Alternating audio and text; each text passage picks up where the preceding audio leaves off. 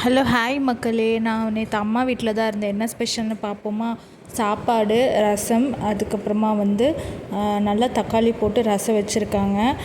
அம்மா வீடுனாலே ஸ்பெஷல் தானே மக்களே. அதுதான் அன்றைக்கி எங்கள் அம்மா எனக்காக பண்ணியிருந்தாங்க. எனக்கு ரசம் தான் ரொம்ப பிடிக்கும். ஸோ அதனால ரசம் வச்சுருந்தாங்க. அதுக்கப்புறமா பொரியல் பண்ணியிருந்தாங்க. கீரையும் இந்த தட்டைப்பயிறு போட்டு பொரியல் பண்ணியிருந்தாங்க. இந்த மாதிரி பண்ணி சாப்பிடுங்க, சூப்பராக இருக்கும். நாங்கள் கீரையே எனக்கு பிடிக்காது. அதனால் பொரியலில் கீரை எப்படியாச்சும் சேர்த்துக்கணும்னு சொல்லிட்டு இந்த மாதிரி பண்ணியிருந்தாங்க. அதுக்கப்புறமா பார்த்திங்கன்னா பாலக்கீரை வாங்கினேன்.